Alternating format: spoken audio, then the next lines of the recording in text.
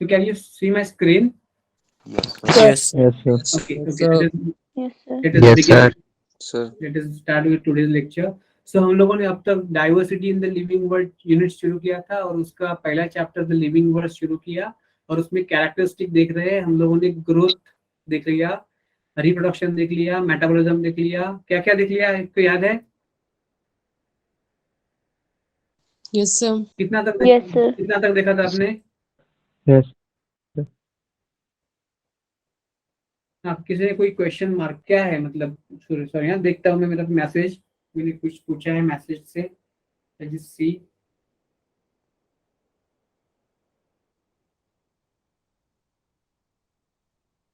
हाँ, okay okay. ये ना एक question, sir my headphone are damage, can wait for 2 minute. बेटा अपना कर लियो ना हेडफोन, या आप स्पीकर ऑन कर देना, ठीक है ना? तो ठीक है, मुझे एक बोल देना सब लोग कि जो मैंने असाइनमेंट दिए ना आपको, तो सबको मिल गए हैं ना, सबने देखे हैं ना? Yes, sir. Sir. Yes, sir. हाँ हाँ। Yes, तो sir. आपको क्या करना है ना बेटा कि या नो इश्यू आशीष, नो इश्यू, हो जाता है नो इश्यू। तो मैंने क्या बोला आपको कि जो असाइनमेंट देखे है ना, तो उसमें आपको क्या है कि लगभग 97 अच्छे अच्छे क्वालिटी के क्वेश्चन है, right? Yes, sir. Yes, Yes, sir. Yes, sir. yes, sir. Okay. Yes, sir. हाँ, उसका ना कैटेगराइज कैसे है, मतलब कैसे है वो डिजाइन किया है कि सेंटेंस बेस्ड क्वेश्चन है, मैट्राइसिस बेस्ड क्वेश्चन, मतलब मैच द फॉलोइंग क्वेश्चन है, या ऐसे अलग अलग कैटेगरी के क्वेश्चन है। तो उसमें एक थोड़ा सा लैकिंग है कि उसमें टॉपिक वाइज क्वेश्चन नहीं, चैप्टर वाइज है, लेकिन चैप्टर के जो टॉपिक होते हैं ना, जैसे कि कैरेक्टरिस्टिक ऑफ लिविंग पहला चैप्टर, पहला पॉइंट है, पहला टॉपिक है, वैसे टॉपिक वाइज क्वेश्चन नहीं है। तो आप क्या करो ना, उसको ना क्वेश्चन को, पहला क्वेश्चन को पढ़ लो। अगर आपने देखा कि ये तो क्वेश्चन है, वो कैरेक्टरिस्टिक पे अभी तक उतना पढ़ाया नहीं, आगे का है, तो आपको छोड़ दो, नेक्स्ट क्वेश्चन करो। ऐसे करते जाओ, ऐसे करते जाओ, ऐसे करते जाओ, और छोड़ते मतलब सॉल्व करते जाओ। तो आपको क्या करना है कि क्वेश्चन लिखना नहीं है, आप एक नोटबुक ले लो। एक नोटबुक पे पहले मतलब जो फर्स्ट हाफ रहता है ना, उसमें आप मैं जो पढ़ा रहा हूँ वो लिख लेना। मतलब जो भी स्लाइड पे लिखा है वो लिखने की जरूरत नहीं, लेकिन मैं कुछ इंपॉर्टेंट बोलता हूँ तो आप नोट डाउन कर सकते हैं। बाकी को इधर जो लिखा है वो लिखने की उतनी जरूरत नहीं है। कुछ इंपॉर्टेंट आपको लगा कि ये सर ने नहीं लिखा है लेकिन इंपॉर्टेंट है, तो आप लिख सकते हो। और जो सेकंड पार्ट है ना, बीच को डिवाइड कर दो, बीच का एक पेज फोल्ड करो, उस पे लिखो आप एमसीक्यू, और उसके बाद आप चैप्टर का नाम लिखो, लिविंग वर्ड, और जो क्वेश्चन, सपोज आपका पहला क्वेश्चन आपने जो सॉल्व किया है ना, वो है क्वेश्चन नंबर 3, तो आप 3 लिखो, 1 मत लिखो, 3 लिखो। जो क्वेश्चन नंबर उसमें दिया है ना बुक में, असाइनमेंट में, वही क्वेश्चन नंबर लिखो, और उसका आंसर लिखो ABCD जो भी है। और ये अपने आपके ही पास रखना है, अपने आपके ही पास रखना है। हफ्ते के एंड में मैं आपको आंसर की दे दूंगा, ठीक है ना?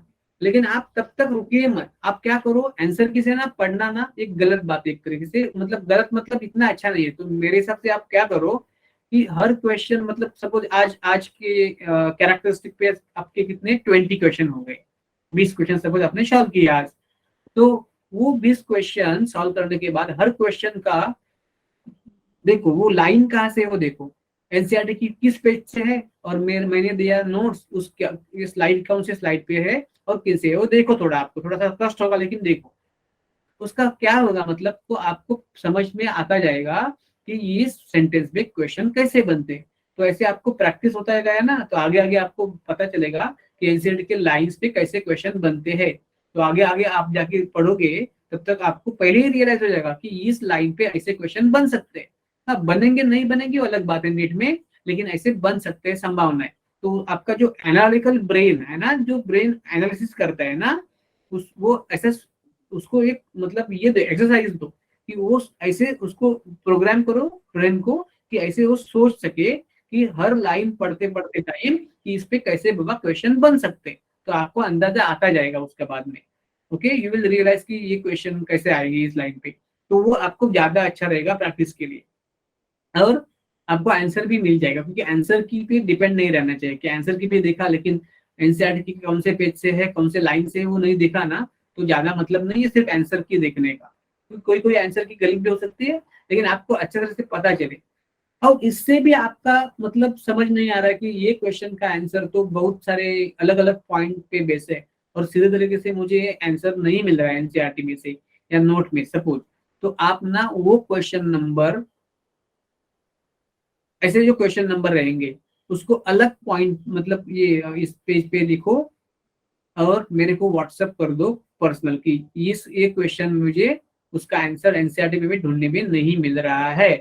तो मैं उन जैसे जो क्वेश्चन रहेंगे मतलब वो आपके डाउट रहेंगे, आपको कहाँ पे आंसर नहीं मिल रहा है उसका गूगल मत करो बेटा, गूगल बिल्कुल मत करो, एनसीईआरटी में ढूंढो नहीं मिल रहा है, मेरे नोट्स में भी नहीं मिल रहा है, तो मैं आपको बता दूंगा उसका आंसर। हो सकता है कि वो क्वेश्चन आउट ऑफ एनसीईआरटी हो तो मैंने नहीं लिया ज्यादा क्वेश्चन वो, क्योंकि ज्यादा तो क्वेश्चन एनसीईआरटी के बाहर के नहीं होते, एक दो आते हैं तो आते, नहीं तो नहीं आते, तो उतना हम लोग ज्यादा जाएंगे नहीं, लेकिन अगर जरूरत है तो जाएंगे, इस टॉपिक में जाने की जरूरत नहीं है। ओके सुनिए बेटा, ओके सर। आशीष ओके सर। बोल रहा हूँ सुनो, तो मैं क्या बोलता हूँ कि ऐसा आप करो, आपको पता चला मैंने क्या स्ट्रेटेजी बोली, आप बताइए आपको यस सर। Yes sir. सबको समझ में आया? थोड़ा सा Yes, sir. फास्ट बोला मैं, अभी रिदम में आ गया हूँ। Sir. हाँ Yes, sir. Yes, sir. Yes, sir. Okay okay, तो रिदम में आ गए तो मैं फास्ट थोड़ा सा बोलूंगा क्योंकि सिलेबस भी कवर करना है ये, और ये सी भी बातें होती रहेंगी। तो मैं क्या बोल रहा था कि आपको कैसे पढ़ाई करनी है, आपको आंसर की पे निर्भर नहीं रहना है, एक्सप्लेनेशन या सॉल्यूशन में भी, सॉल्यूशन जो होते हैं ना उस पे भी निर्भर नहीं रहना है, उसका आंसर और उसका सॉल्यूशन सब आपको एनसीईआरटी में मिल जाएगा। अगर एनसीईआरटी के बाहर का है तो मान लो कि ये ऐसे क्वेश्चन आने की संभावना बहुत कम है, उस पर हम लोग ज्यादा फोकस नहीं करेंगे। अगर आपका एनसीईआरटी पहले से सब हो जाता है और टाइम बच जाता है तो एक्स्ट्रा वीक की भी हम लोग बात करेंगे, लेकिन पहले तो एनसीईआरटी बेस्ड क्वेश्चन सब आने चाहिए, जो कि 99.99% क्वेश्चन आते हैं एनसीईआरटी पे। एक क्वेश्चन, एक दो क्वेश्चन आ सकते हैं एनसीईआरटी के बाहर, तो उनके लिए हम लोग ज्यादा दिमाग नहीं खराब करेंगे, क्योंकि हमारा टारगेट रहेगा कि कम से कम आप लोग 356 मार्क्स आपको पढ़ सकते हैं इससे, इतना क्या, तो अलग अलग करने की जरूरत नहीं है। तो हमारा टारगेट ये बहुत है हाई है, कम से कम 320-330 मार्क्स तो आपको आना ही आना है। अगर आपको नीट अच्छी तरह से क्रैक करना है तो बायो में 320 मार्क्स तो आना ही है, आना ही है। तो इसके लिए आपको बहुत ज्यादा देखने की जरूरत नहीं है, एनसीईआरटी और उसके बेस्ड जो मेरे ये फ्लो चार्ट जैसे नोट्स है उसका इस्तेमाल करो। और मैं आपको एक नोट दूंगा, उसमें क्वेश्चन बीट वाइज रहेंगे, बीट वाइज मतलब पहले बीट मतलब चैप्टर का पहला टॉपिक दूसरे टॉपिक पे ऐसे रहेंगे, ऐसे मतलब लगभग मैं 300-400 या 200-250 क्वेश्चन भेज दूंगा, और उसके बाद भी हम लोग पीवाईक्यू कर लेंगे। पीवाईक्यू आपको करने की अभी जरूरत नहीं है, अभी उसके मतलब पढ़ो मत उसमें, पीवाईक्यू हम लोग क्लास में ही करवा लेंगे, जो इंपॉर्टेंट एमसीक्यू पीवाईक्यू, बाकी के पीवाईक्यू आप कर लेना, लेकिन पहले पीवाईक्यू हम लोग कर लेंगे। और ये चैप्टर जो है ना उसका टेस्ट है संडे को, तो सैटरडे तक हमारा चैप्टर और उसका पीवाईक्यू भी हो जाएगा, don't worry about it, don't worry about it, ठीक है? Yes, sir. Yes, sir. Yes sir. हाँ, तो आप सर। आंसर एनसीईआरटी से अगर आपको नहीं हो रहा है समझ में और आपका समाधान नहीं हो रहा है, सेटिस्फेक्शन नहीं हो रहा है, तो मेरे को वो क्वेश्चन दे दो, तो मैं क्या करूंगा वैसे क्वेश्चन चुन लूंगा और वो क्वेश्चन को मैं, हो सकता है कि टाइम ज्यादा, जितना टाइम ज्यादा मिले तो उतना ज्यादा से ज्यादा क्वेश्चन लेने की कोशिश करूंगा, या तो अगर नहीं हुआ तो मैं आपको आंसर उसका पेपर पे लिख के या टाइप करके, टाइप करना मुझे अच्छा इतना आ जाएगा, पेपर पे लिख के उसका फोटो डालूंगा ग्रुप पर, या आपको इंडिविजुअल का ही है और ज्यादा लोगों का है तो ग्रुप पर डालूंगा, no issue. Done? Yes sir. Yes, sir. PYQ okay के सर। लिए, हाँ पीवाईक्यू के लिए आपको नेट नहीं करना है, गूगल नहीं करना है, कोई और बुक रेफर नहीं करना है। ऐसा मतलब आपको प्रैक्टिस के लिए जो ज्यादा से ज्यादा क्वेश्चन चाहिए, अगर आपके पास टाइम बच जाता है तो आप इससे क्वेश्चन कर लेना, ठीक है? और अब मैं आपको कोई मतलब बुक्स या ये भी मतलब दे सकता हूँ, लेकिन आप ऐसे कर लेना, उसके मतलब इधर उधर झांकने की या देखने की जरूरत नहीं, that will waste your time. Understood? Yes sir. Yes, sir. Yes sir. सबको क्लियर है ना? Yes Shall sir. we start in the Yes, yes sir. Sir. हाँ स्क्रीन रिकॉर्डिंग तो हमारा चालू ही है ना, ठीक है, मैं भूल गया थोड़ा सा, ठीक है ठीक है। सो हम लोगों ने देखा कि लिविंग ऑर्गेनिज्म का कैरेक्टरिस्टिक क्या है, तो हम लोगों ने पहचाना जाना कि लिविंग ऑर्गेनिज्म में growth, reproduction, metabolism, cellular organization, consciousness, these are various features, out of which growth और रिप्रोडक्शन तो डिफाइनिंग फीचर नहीं है, क्योंकि ग्रोथ नॉन लिविंग के साथ भी हो जाता है, हालांकि अलग है। तो डिफाइनिंग फीचर ग्रोथ की टर्म से इंट्रिंसिक ग्रोथ ये डिफाइनिंग फीचर है लिविंग ऑर्गेनिज्म का, इंट्रिंसिक ग्रोथ, ओके। लेकिन जनरल सिर्फ ग्रोथ नहीं है, और रिप्रोडक्शन सब लिविंग में नहीं होता, तो रिप्रोडक्शन भी डिफाइनिंग फीचर नहीं है, लेकिन मेटाबॉलिज्म, सेलुलर ऑर्गेनाइजेशन और consciousness, these are the defining feature of the living organism. इतना तक हम लोगों ने किया था लास्ट टाइम.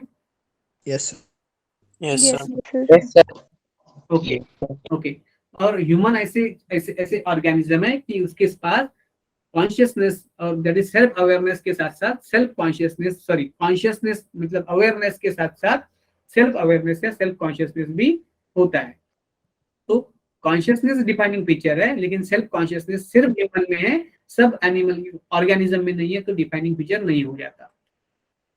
ओके देखो ह्यूमन बीइंग जो है ना, उसमें तो सबसे कॉम्प्लेक्स ऑर्गेनिज्म है, और उसमें लिविंग स्टेट क्या है, ह्यूमन में लिविंग स्टेट क्या है वो डिफाइन करना, वो समझना थोड़ा डिफिकल्ट है.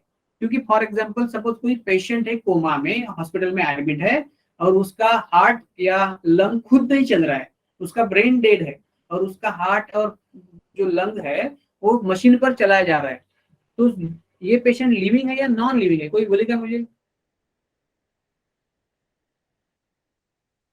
Non-living. Living. Sir, non-living. Sir, non living. Living मतलब living डेड है, है. नॉन लिविंग मतलब डेड है क्या वो? Sir, living sir. है. So, leave. Sir, living है. अगर डेड होता है ना तो हम लोग उसको रखते नहीं ना उधर हॉस्पिटल में, उसका मतलब थोड़ा आगे का मतलब जो भी होता है वो जो हो जाता है ना, तो डेड तो नहीं है, तो क्या उसके पास कॉन्शियसनेस है क्या? सेल्फ कॉन्शियसनेस तो ऑब्वियसली नहीं है, सेल्फ कॉन्शियसनेस नहीं, लेकिन कॉन्शियसनेस है क्या उसके पास? No, sir. Yes. No, sir. Sir तो उसकी Yes, sir. सेंसेस काम कर रही है. हाँ कोई एक हैंड रेज करो और बोलो, किसी ने तो हैंड रेज किया है, बोलो बोलो बोलो, हैंड रेज ऑलरेडी किया है तो बोल सकते हो आप. यस, किसी को बोलना है ना तो हैंड रेज करके बोलो बेटा.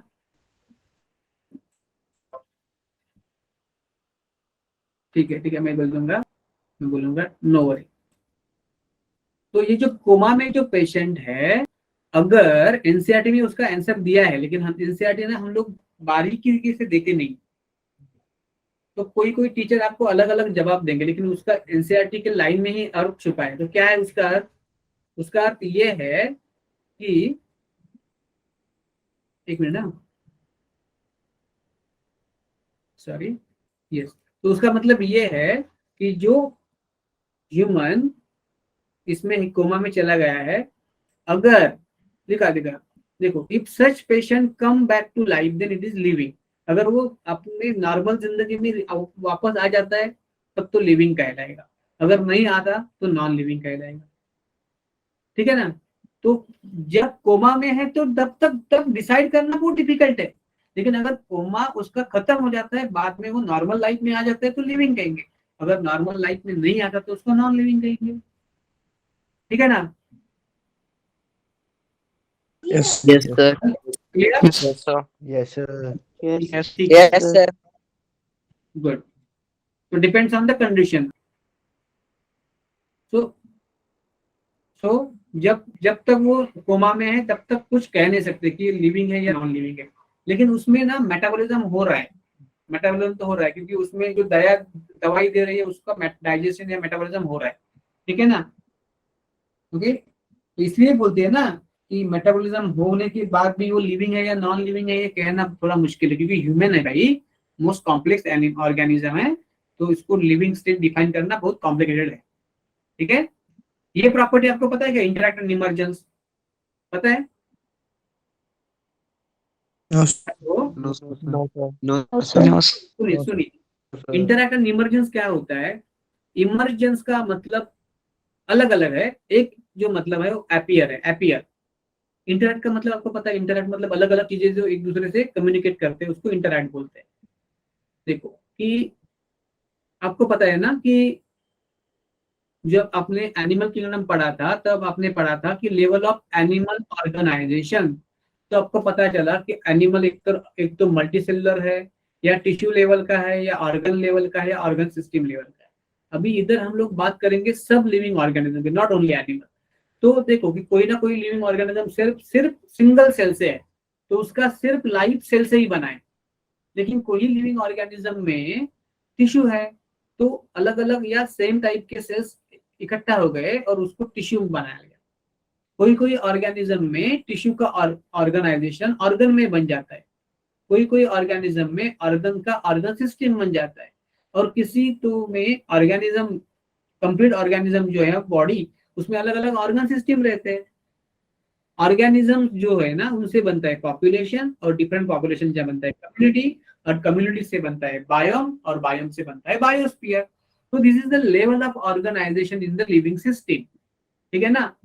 तो मुझे एक सवाल करना है आपको कि लिविंग ऑर्गेनिज्म का बेसिक यूनिट क्या है? Cell. Cell. सेल है। Yes, sir. मैंने आपको बोल दिया ना, anything which is less than cell is not a life. लेकिन जब हम लोगों ने इवोल्यूशन स्टडी किया ना, तो हम लोगों ने जाना कि पहले सेल शुरू हुआ ना, उधर से सेलुलर लाइफ शुरू हुआ, लेकिन सेल बनने के पहले नॉन सेलुलर लाइफ था। ऐसा लाइफ था, Non. Non cellular life. Non-cellular. Cell इतना ऑर्गेनाइज नहीं था, लेकिन वो नॉन सेलुलर लाइफ था, लाइफ जैसा था लेकिन नॉन सेलुलर था, उसका खुद का सेल नहीं था। तो वो नॉन सेलुलर लाइफ कैसे बना, किससे बना था? तो वो तो बना था प्रोटीन्स, न्यूक्लिक एसिड, कार्बोहाइड्रेट्स और लिपिड से। मतलब ये मॉलिक्यूल जो है ना, मैक्रोमॉलिक्यूल्स, लिपिड तो स्ट्रिक्टली मैक्रोमॉलिक्यूल नहीं है, लेकिन ये जो मॉलिक्यूल्स है ना, वो इकट्ठा हो गए किसी इंटरैक्शन की वजह से, और उनसे बना सेल। तो cell is a unit of life basic, but living organization का जो शुरुआत है ना, वो नॉन सेलुलर लाइफ से हुई थी। उसको बोलते हैं हम लोग सब माइक्रोस्कोपिक, क्या बोलते हैं? सब माइक्रोस्कोपिक मॉलिक्यूलर असेंबली। सब माइक्रोस्कोपिक Molecular assembly. तो अगर आपको कोई क्वेश्चन पूछे नीट में या जनरल कि लिविंग सिस्टम का या लिविंग ऑर्गेनाइजेशन का बेसिक कब कहाँ से स्टार्ट होता है, स्टार्टिंग पॉइंट क्या है, तो उसको बोलना है सब माइक्रोस्कोपिक मॉलिक्यूलर असेंबली। अब इसको मॉलिक्यूलर असेंबली क्यों बोलते हैं? क्योंकि अलग अलग मॉलिक्यूल्स असेंबल्ड है, जिसकी प्रोटीन भी है, न्यूक्लिक एसिड भी है, साथ में कार्ब्स भी है और लिपिड्स भी। तो ये मॉलिक्यूल्स की असेंबली हो गई। सब माइक्रोस्कोपिक मतलब क्या कि माइक्रोस्कोप में सेल दिखता है, सेल का ऑर्गेनेल दिखता है, लेकिन सेल का मॉलिक्यूल नहीं दिखता, क्योंकि वो बहुत छोटा होता है। उसको देखने के लिए आपको स्पेक्ट्रोस्कोपी या अलग कुछ चीज चाहिए, माइक्रोस्कोप से नहीं दिखता। तो इसलिए बोलते हैं सब माइक्रोस्कोपी, मतलब जो माइक्रोस्कोप से भी नहीं न दिखे, इतना छोटा है, इसलिए बोलते हैं। So it is a basic level of living organization. It is a basic level. क्या है उसका बेसिक लेवल? क्या है बेसिक लेवल? क्या है? Sub microscope. Microscopic microscope assembly. आ चुका है, नीट में आ चुका है, माइक्रोस्कोपिक मॉलिक्यूलर असेंबली या मॉलिक्यूलर ऑर्गेनाइजेशन बोलते हैं। मॉलिक्यूलर असेंबली ऑर्गेनाइजेशन, ठीक है। असेंबली मतलब एक ऑर्गेनाइजेशन। डन, इतना सबको पता चला? Yes, sir. इसका मतलब ये है, Yes. अब हम लोग ह्यूमन है, तो हमारा बॉडी अलग अलग सिस्टम से बना है। नर्वस सिस्टम है, डाइजेस्टिव सिस्टम है, रेस्पिरेटरी सिस्टम है, सर्कुलेटरी, अलग अलग सिस्टम है।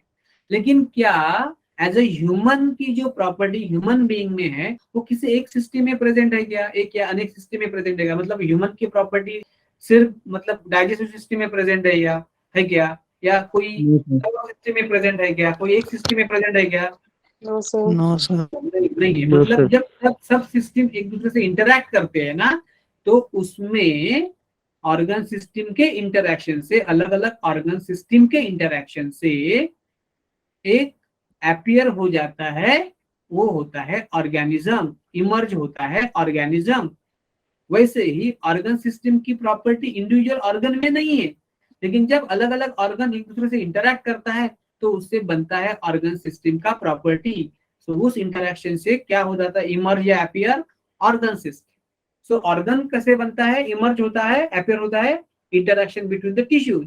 एंड टिश्यू कैसे अपीयर होता है, इमर्ज होता है? Interaction between the cell. So the property of the tissue is not present in the cell, but it is because of the interaction between the cell. Property of organ is not present in the individual tissue, but because of the interaction between the different individual tissues present in that organ, and so on. So have you understood this property of living organism, interact and emergence? Yes, sir. Yes, Yes. sir. बढ़िया बढ़िया, समझ में आया सबको? Yes. Yes, sir. Yes, sir. Yes. Definitely. क्या fast हो गया ज्यादा? सर रिपीट करवा दो। देखो कर दो। कि जो प्रॉपर्टी ऑर्गन सिस्टम में है वो किसकी वजह से है? क्योंकि ऑर्गन सिस्टम मतलब नर्वस सिस्टम, नर्वस सिस्टम किसकी वजह से है? ब्रेन है, स्पाइनल कॉर्ड है, पेरिफेरल न्यूरॉन्स है, ठीक है ना? तो नर्वस सिस्टम की प्रॉपर्टी अकेले ब्रेन में है क्या? No, sir. No, sir. No. No sir. अकेले स्पाइनल कॉर्ड में है क्या? नो। Yes. नो। तो नर्वस सिस्टम कैसे बनता है, उसका प्रॉपर्टी कैसे बनता है? उसका प्रॉपर्टी देखो, एक सिंपल एग्जांपल, NaCl पता है ना, NaCl sodium chloride. Yes. Yes. Yes, sir. Sodium chloride की Yes, sir. प्रॉपर्टी क्या है? सोडियम क्लोराइड की प्रॉपर्टी कुछ अलग है ना, खट्टा है, वो सॉल्टी है ना, Yes, sir. ये टॉक्सिक नहीं है, टॉक्सिक नहीं है। लेकिन उसमें जो प्रेजेंट है Na और Cl, Na कैसा है? Na फायर कैच करता है, पता है ना? Yes, sir. Yes sir. और Yes, क्लोरीन तो टॉक्सिक, क्लोरीन तो टॉक्सिक है। तो जब Na और क्लोरीन जुड़ जाता है एक दूसरे से बॉन्ड से, तो उसका ओरिजिनल प्रॉपर्टी डिसअपियर हो जाता है और उसको उसका इंटरेक्शन की वजह से नया प्रॉपर्टी इमर्ज हो जाता है। सो जो Na है ये तो फ्लेमेबल है, Cl है और टॉक्सिक है। NaCl neither flammable not toxic. वैसे ही ब्रेन मतलब नर्वस सिस्टम जो है वो brain, spinal cord, peripheral neuron से बना है। लेकिन एज अ सिस्टम जो प्रॉपर्टी नर्वस सिस्टम के पास है वो किसी अकेले ब्रेन के पास या किसी अकेले स्पाइनल कॉर्ड के पास नहीं है। जब ब्रेन, स्पाइनल कॉर्ड और पेरिफेरल न्यूरॉन्स एक दूसरे से इंटरैक्ट करते हैं तो उससे बनता है नर्वस सिस्टम का प्रॉपर्टी, ठीक है ना? Okay. Yes, sir. Yes, Yes. sir. Yes, sir. तो उसको बोलते हैं इंटरैक्ट और इमर्जेंस। मतलब एक बिग छोटे छोटे कंपोनेंट है ना, तो छोटे छोटे कंपोनेंट है ना, उसके इंटरैक्शन से बड़ा कंपोनेंट बन जाता है।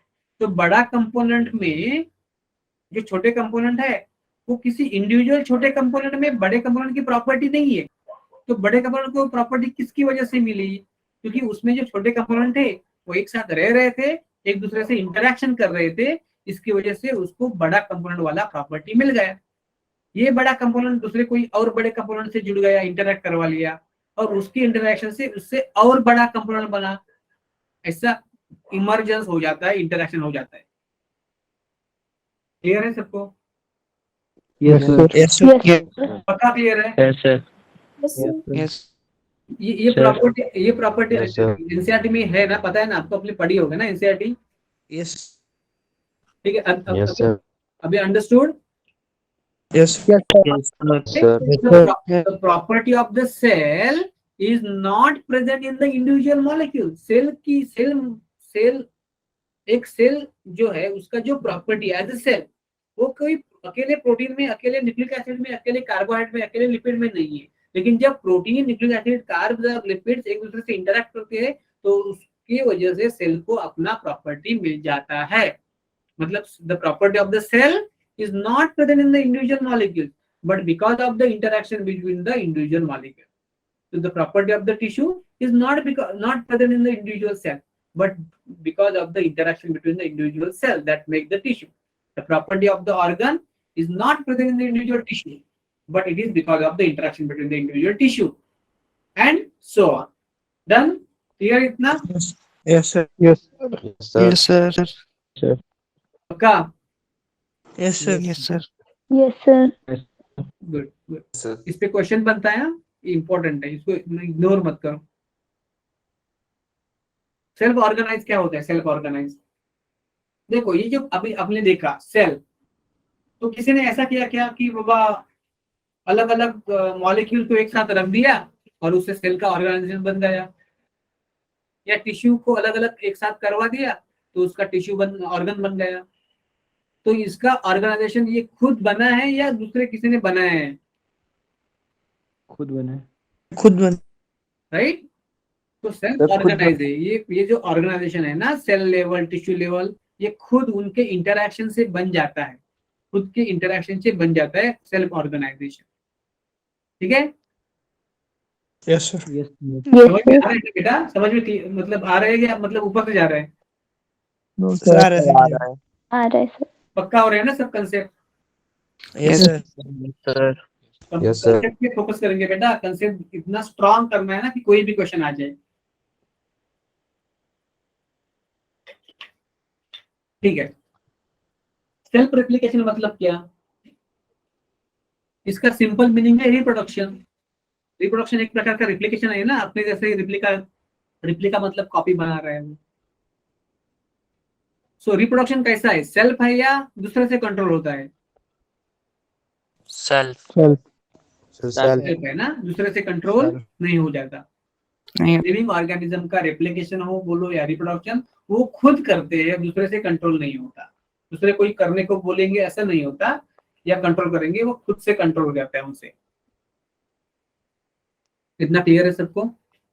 Yes, sir. Yes, sir. अभी Yes, प्रोसेस sir. क्या लिविंग ऑर्गेनिज्म की हमने देखा, लिविंग ऑर्गेनिज्म सेल्फ रेप्लिकेटिंग है, सेल्फ, हाँ ये भी देखा है, खुद को रेगुलेट करता है, अलग से बोलने की जरूरत नहीं ना, खुद का सब फंक्शन स्ट्रक्चर खुद ही रेगुलेट कर जाता है।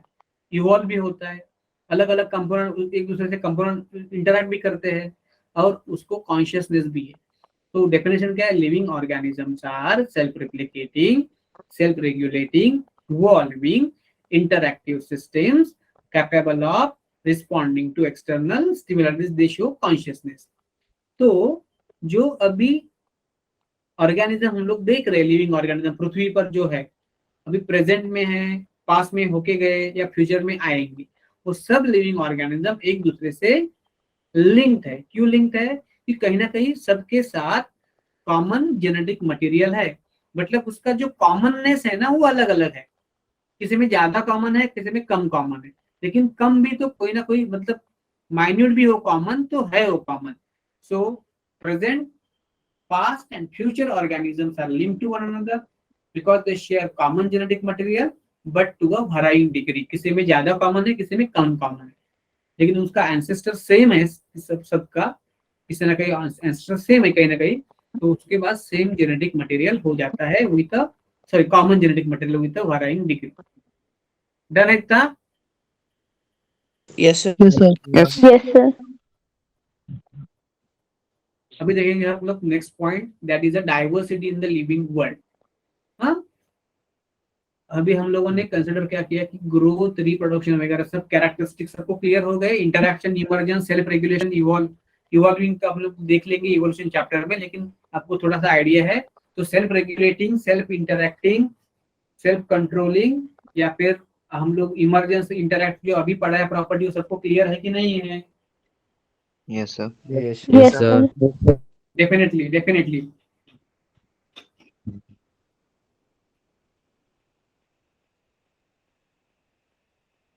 देखो क्या करना है सब लोगों को, सब लोग को ऐसे करो, ऐसे करो सब लोग ऐसे। तुमने किया बैठे बैठे? Yes, sir. Yes. Yes, sir. किया? Yes, sir. Yes, sir. Yes, sir. देखो ये सामने रखो, ऐसा हाथ, दोनों हाथ ऐसे सामने रखो, खुद के सामने, खुद के रखने, आप दूसरे के सामने नहीं रखने, अपने हाथ से अपने सामने रखने। क्या? Yes, sir. Yes. Yes, sir. देखो ऐसे करो, रोटेट रोटेट करो, रोटेट ऐसे, ऐसे करो, ऐसे करो, ऐसे करो। Yes, sir. Yes, sir. क्या? Yes, sir. ये अब कंधे कंधे कंधे ऐसे करो, कंधे ऐसे करो, आगे आगे आगे आगे रोल करो, आगे रोल करो। Yes, sir. डन? Yes. बोलो सब, बोलो ऐसे करो, सबको करना है, सबको करना है। ये ऐसे Yes, sir. क्या सो रहे क्या? So, सो रहे क्या? No, sir. No, sir. No, sir. रुकते हैं क्या आपको, मतलब अगर बोरिंग लग रहा है तो रुकते हैं क्या? No, No, sir. sir. no, sir. No, sir. हाँ, अरे जोश बना रहना चाहिए बेटा। आप जोश में रहेंगे तो मैं भी रहूंगा जोश में। मैं आपको लग रहा है क्या जोश में नहीं हूँ, ऐसा लग रहा है क्या? No, No, sir. एनर्जी में बनी आप- रहनी चाहिए, एनर्जी बनी रहनी चाहिए, एनर्जी बनी रहनी चाहिए। Okay, so once again just ऐसे करो, ऐसे करो, ऐसे करो,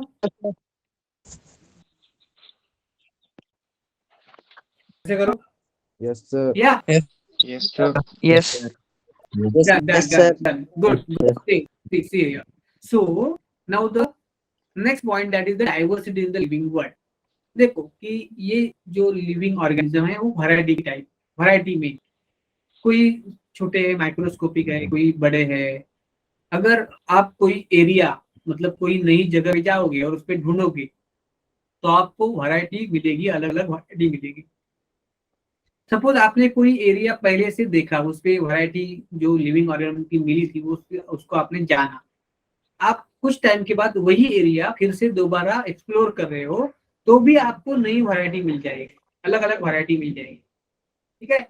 और अगर आप सबसे डेंस फॉरेस्ट में गए और उसमें तुमने देखा तो आपको बहुत ज्यादा वैरायटी मिलेगी, क्योंकि वहां पे तो फेवरेबल कंडीशन है ना, वहाँ पे अच्छी खासी पानी है, सब फूड है, सब शेल्टर है, तो ज्यादा वैरायटी मिलेगी। लेकिन आप कोई मतलब डेजर्ट पे जाओगे, आइस मतलब में जाओगे तो आपको कम वैरायटी, क्योंकि वहाँ पे अनफेवरेबल कंडीशन है। तो जहाँ पे फेवरेबल कंडीशन है वहाँ पे ज्यादा वैरायटी, जहाँ पे नॉन फेवरेबल कंडीशन है वहाँ पे कम वैरायटी। लेकिन वैरायटी तो लिविंग ऑर्गेनिज्म का बनेगा ही, रहता ही है। So different types of living organism present on the earth is called the biodiversity. ठीक है।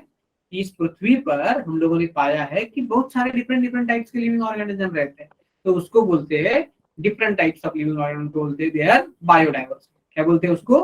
बायोडाइवर्सिटी। Biodiversity. ओके। सो अभी तक हम लोगों ने देखा कि साइंटिस्ट ने 1.7 to 1.8 million species of plants and animals को ढूंढा है, उसको नामकरण दिया है। तो कितने साइंटिफिक नाम अवेलेबल है? 1.7 to 1.8 million scientific name available है, उतने साइंटिस्ट ने दिए हैं ना। मतलब हमने टोटल जितने भी लिविंग ऑर्गेनिज्म पृथ्वी पर है, कोई बोलता है 50 मिलियन है, कोई बोलता है 7 मिलियन है। हम लोग देखेंगे बाद में क्या सही है क्या गलत है, वो अभी इसका टॉपिक नहीं है। लेकिन उसमें से आज तक साइंटिस्ट ने 17 से 18 लाख मतलब 1.7 to 1.8 मिलियन स्पीसीज को जाना है, उनका स्टडी किया है। अंडरस्टूड। और बाकी बहुत सारे लिविंग ऑर्गेनिज्म है जिसको अब पहचानना, उनको जानना, उनका साइंटिफिक नेम देना अभी बाकी है। तो till date we know 1.7 to 1.8 million species of living organism. इधर मिलियन स्पीसीज है, मतलब ये पॉपुलेशन का नंबर नहीं है, ये अलग अलग स्पीसीज का नंबर है। मतलब 17 से 18 लाख, 1 मिलियन मतलब 10 लाख हो जाता है। ठीक है। Yes, sir. Okay. Yes, sir. Yes, sir. तो सीधी सी बात Yes. है। सपोज अभी बाकी के बाकी के ऑर्गेनिज्म का भूल जाओ, सिर्फ प्लांट और एनिमल का कंसिडर करो। सपोज कि प्लांट एंड एनिमल्स है, तो प्लांट्स और एनिमल्स को जो नेम दिए जाते हैं अलग अलग भाषा में, अलग अलग रीजन में, तो मुझे बोलिए कि आपके यहाँ पे आम को क्या बोलते हैं? हिमाचल की लैंग्वेज में आम को क्या बोलते हैं? Sir, मैंगो को क्या नाम देते हैं मतलब आपकी लैंग्वेज में? आम ही बोलते हैं। Amba, sir. आम आम आम, ठीक है। केले को? Sir. केला ही बोल, केला। मेरा तो बैंड बजा रहे हो आप। टाट सर, टाट। सॉरी सॉरी, क्या बोले? टाट सर, टाट। टाड़ या कोई ऐसे बोलते हैं ना। तो सपोज मैं गया और मैंने कुछ पदार्थ मांगा उधर से, और वो शब्द है ना, उसको आपके यहाँ पे गाली गाली मतलब बोलते हैं, गाली। तो उसको लगेगा आपके यहाँ के लोगों को कि वो गाली दे रही है सर, तो मुझे मारने लगेंगे ना। तो कंफ्यूजन हो जाएगा कि नहीं, क्योंकि मुझे कुछ और बोलना था, आपको कुछ और लग गया। ठीक है। ठीक है ना? समझ में आ रहा है कि नहीं? Yes, Yes, sir. Yes, sir. sir. अरे सबका जो ये है ना, मतलब इंथुजियाज्म वो बना रहना चाहिए, इंथुजियाज्म बना रहना चाहिए। नहीं तो मजा नहीं आता, नहीं तो ऐसे बोरिंग पढ़ लिया और सो लिया, ऐसे नहीं। ठीक है। तो साढ़े 10 Sir. पौने 11 मेरे यहाँ पे बजे, आपके यहाँ पे बजे। ठीक है ना? तो आपको सबको ये मतलब सुनना है, अच्छी तरह से पढ़ना है और लर्न करना है, क्योंकि मैं लर्न नहीं करवाता हूँ, सिर्फ पढ़ाऊंगा नहीं। सो अलग अलग भाषा में, अलग अलग देश में, या एक ही देश के अलग अलग एरिया में अलग अलग भाषा बोल जाते हैं, और इसके लिए सेम सेम एनिमल या प्लांट को अलग अलग भाषा में, अलग अलग रीजन में, प्लेस टू प्लेस वेरी है। तो वो कंफ्यूजिंग है, कंफ्यूजन क्रिएट करता है। तो एक सिस्टम होना चाहिए जिसमें एक लिविंग ऑर्गेनिज्म का एक ही यूनिवर्सल नाम होना चाहिए, या चाहे उसका लोकल नेम जो है वो अलग अलग हो, लेकिन साइंटिफिक नाम जो है वो एक ही होना चाहिए, अलग अलग नहीं होना चाहिए, क्योंकि उसको कंफ्यूजन नहीं पैदा करना चाहिए। सो यूनिवर्सल साइंटिफिक नेम देते हैं ना, यूनिवर्सल नेम उसको बोलते हैं हम लोग scientific name. To avoid the confusion in using the local name of the living organism, scientists devise a system of giving universal name. This is called as scientific या biological nomenclature. ठीक है, इतना सबको क्लियर है? Yes, sir. Yes, sir. Yes, sir. Yes, sir. तो nomenclature कब possible है? देखो मुझे बोलो कि नोमेनक्लेचर कब पॉसिबल है? आप नोमेनक्लेचर या साइंटिफिक नेमिंग कब पॉसिबल है? लोकल नेम जो होता है ना, सुनो, मेरा नाम जो है वैभव है. जब मैं, वैभव का मतलब है भाई बहुत अमीर, बहुत पैसे वाला. तो मैं जब जन्मा था तो मेरे पापा ने सोच लिया कि इसके पास बहुत पैसे है तो उसका नाम वैभव रखते थे. ऐसा तो नहीं ना, जो उनको सही लगा, जो उनको अच्छा लगा वो उन्होंने नाम दे दिया.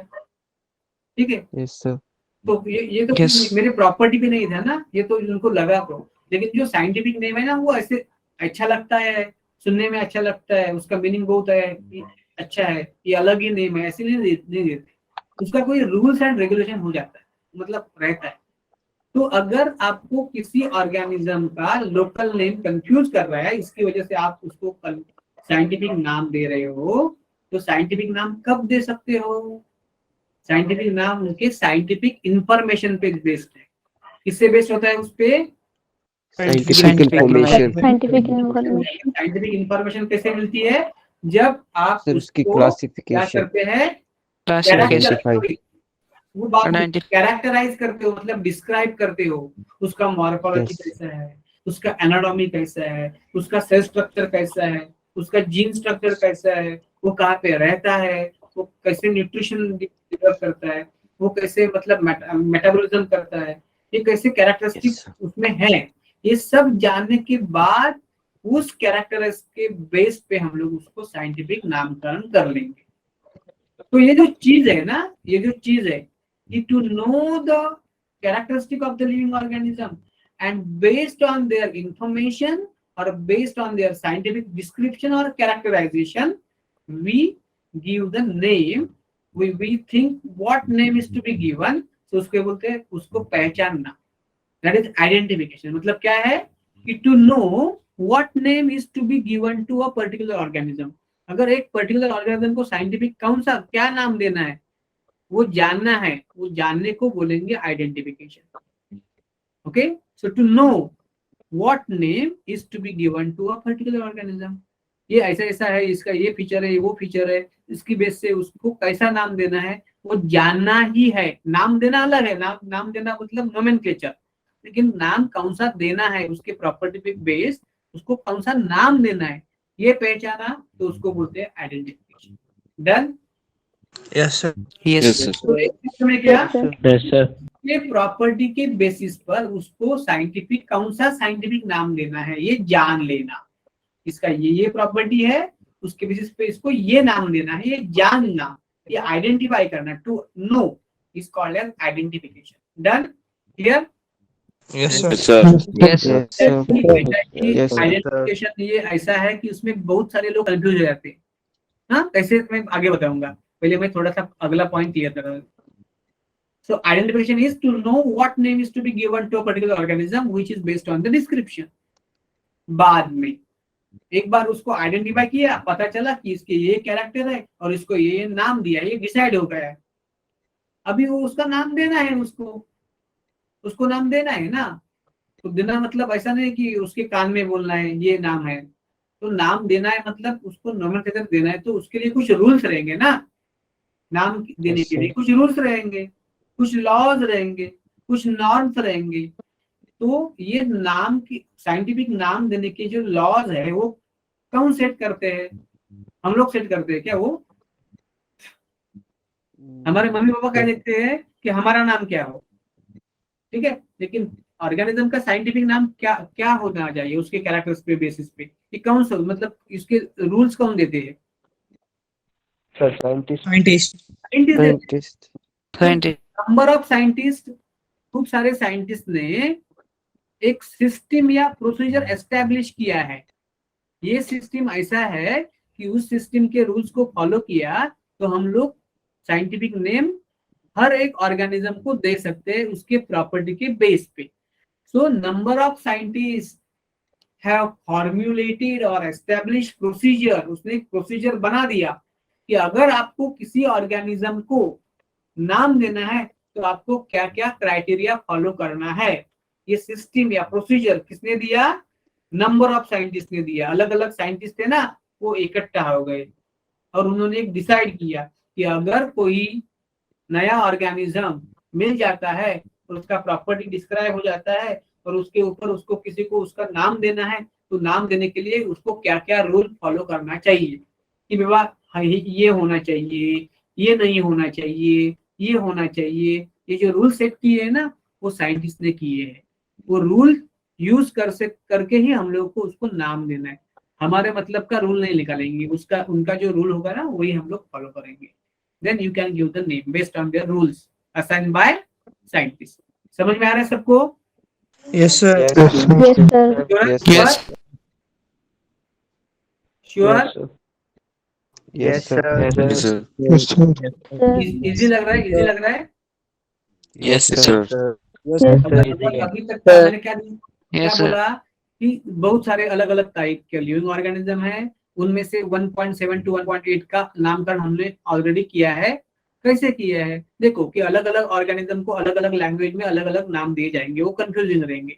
तो ऐसे हमने रियलाइज किया कि यूनिवर्सल नाम चाहिए तो भी हम लोग उसको साइंटिफिक पढ़ सकते हैं, लेकिन नाम देना मतलब उनके बारे में पहले जानना, क्योंकि वो साइंटिफिक नेम है, जनरल नेम नहीं है, एडजेक्टिव नहीं है, साइंटिफिक नेम है जस्ट मतलब ओनली एडजेक्टिव नेम है। उसमें एडजेक्टिव भी है और नाउन भी है, लेकिन वो एक सिस्टम से चाहिए।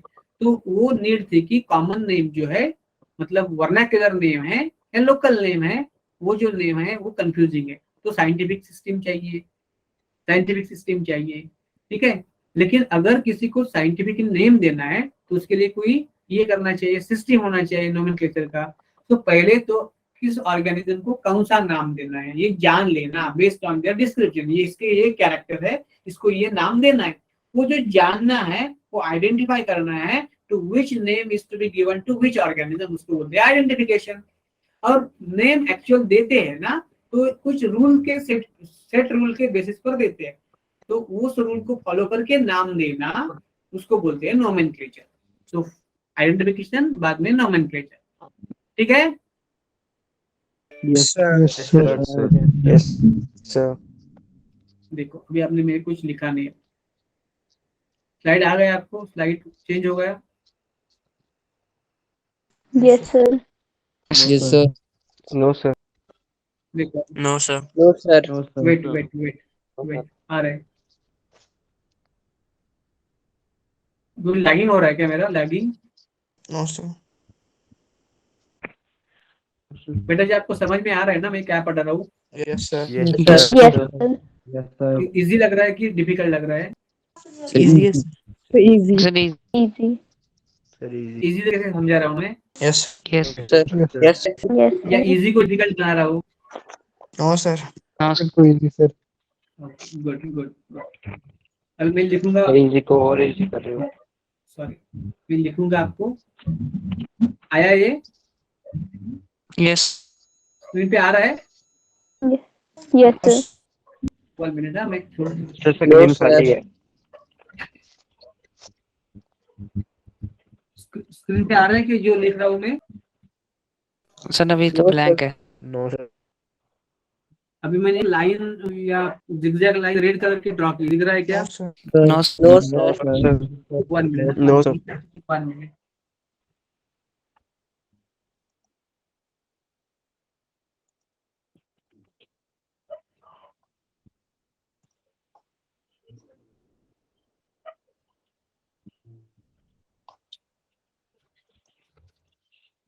देखिए क्या लाइन वो रेड वाली? Yes, Yes, sir. sir. Yes, sir. Yes, sir. Yes, sir. Yes, अभी लाइव दिख रही है ना? Yes, sir. Yes, sir. Yes, sir. yes, sir. अभी लैगिंग नहीं हो रहा है। ठीक है, देखो मैंने आगे का लिखा नहीं तो लिख रहा हूँ। तो पहले देखा हमने आइडेंटिफिकेशन, बाद में हम लोगों ने देखा नोमेनक्लेचर। अभी ना आपको ना ऐसा क्वेश्चन आता है, what is the first step of taxonomy? क्या आता है question? What are the four steps of What? First step, what is the first step of taxonomy? First step of taxonomy क्या है, उसको पता है? Identification. टेक्सोनॉमी क्या है कि हमने देखा ना, क्या क्या है देखो, एक तो आइडेंटिफिकेशन है, बाद में नोमेनक्लेचर है, और उसके बाद में क्लासिफिकेशन। इतना तो आपको पता है ना। इंक Yes, sir. Yes, sir. First step कौन सा है टेक्सोनॉमी का? Identification. अभी कभी कभी ऐसे ऑप्शन आते थे, ये तो 3 ऑप्शन देते हैं, 3 ऑप्शन में से पूछा तो आप लोग देख, अगर 3 ही ऑप्शन है, आइडेंटिफिकेशन, नोमेनक्लेचर और क्लासिफिकेशन, तो ऑफकोर्स ये है आइडेंटिफिकेशन। ऑफकोर्स क्या है ये? Identity. Identification. लेकिन अगर उन्होंने ऐसे घुमा फिरा के बोला कि कैरेक्टराइजेशन मतलब डिस्क्रिप्शन, और बोला आइडेंटिफिकेशन, और बोला नोमेनक्लेचर, और बोला क्लासिफिकेशन, अब क्या आपका जवाब रहेगा? Sir characterization. Characterization. लेकिन ना एनसीईआरटी ने ना एक उसमें ना बहुत एक मजाक किया है हमारे साथ। क्यों मजाक किया है? देखो इसमें क्या बोलते हैं एनसीईआरटी,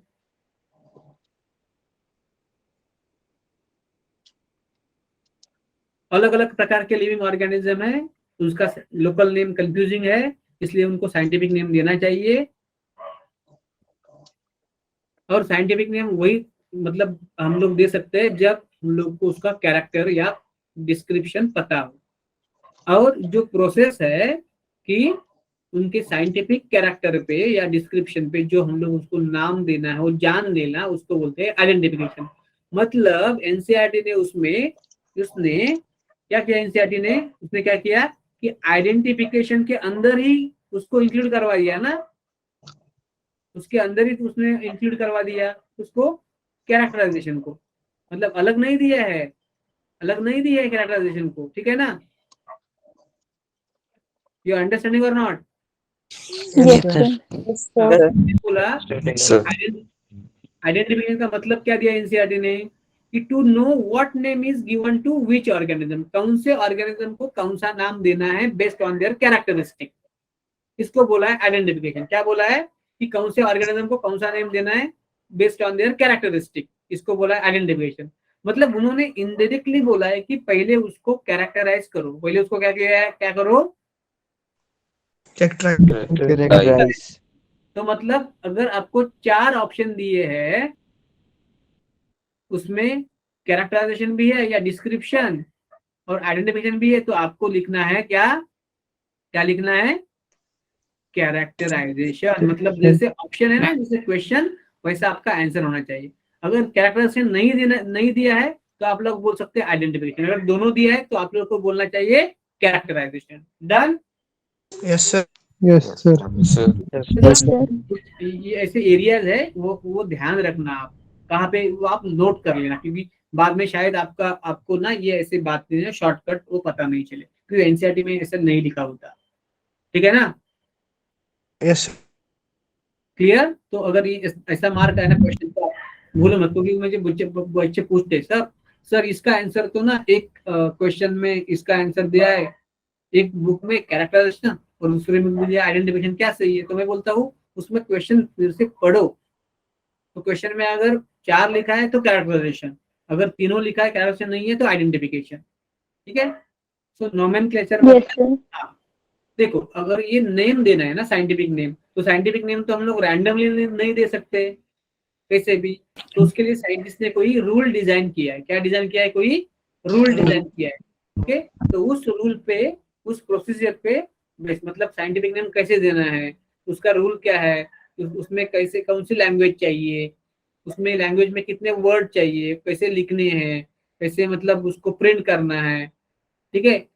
साइंटिफिक नेम के साथ साइंटिस्ट का नाम जोड़ना है कि नहीं जोड़ना है, ऐसा रूल बनाया है, उसको बोलते हैं nomenclature. So what is nomenclature? It is the art of giving scientific name based on the criteria established by number of scientists, number of taxonomists. Taxonomists ने जो नाम देते हैं साइंटिस्ट, उन्होंने कुछ रूल प्रोसीजर सेट किया है, उस प्रोसीजर को यूज करके हम लोग नोमेनक्लेचर कर सकते हैं। ठीक है ना? Yes, sir. Yes, sir. Yes, sir. सबको क्लियर है? इतना तक सबको क्लियर है? Yes, sir. Yes, sir. Very good.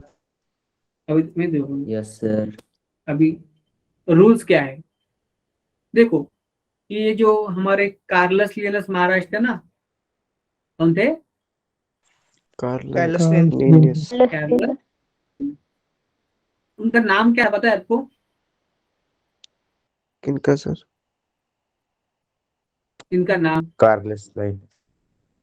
Carolus Careless Linnaeus. Linus. इनका नाम था कार्ल वैन लीन। क्या था? कार्ल वैन लीन, ये इनका एक्चुअली नाम था।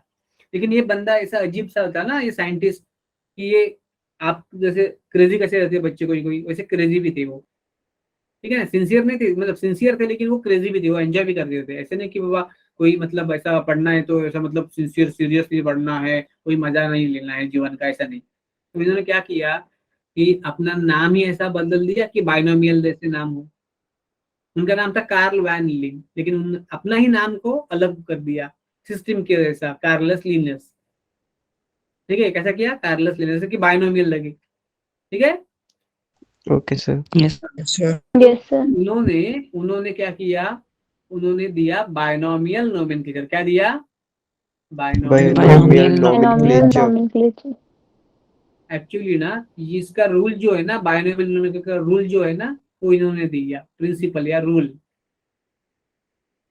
तो इस बाइनोमियल नोमेनक्लेचर को यूज करते हैं साइंटिस्ट। साइंटिस्ट क्या करते हैं इसको? साइंटिस्ट क्या करते हैं? Use this system which is given by binomial nomenclature system के अंदर Carolus Linnaeus. Scientist use this system. तो इस सिस्टम के रूल्स क्या है? क्या रूल्स है इसके? क्या रूल्स है उसके? एक तो उसमें रहता है species. Genus, generic name, generic name and specific name. Generic name and specific name. पहला होता है जीनस और दूसरा होता है स्पीसीज। पहला होता है जीनस और दूसरा होता है स्पीशीज। स्पीसीज का नामकरण रहता है। ये पहला रूल हो गया। डन, सेट है। Yes sir. Sir. Yes, sir. दूसरा रूल क्या है जेनेरिक और स्पेसिफिक नेम के बाद? फर्स्ट लेटर जो है ना जीनस का, वो बड़ा Capital. Of G, G Letter. मतलब जीनस, हाँ क्या है? कैपिटल है। क्या है?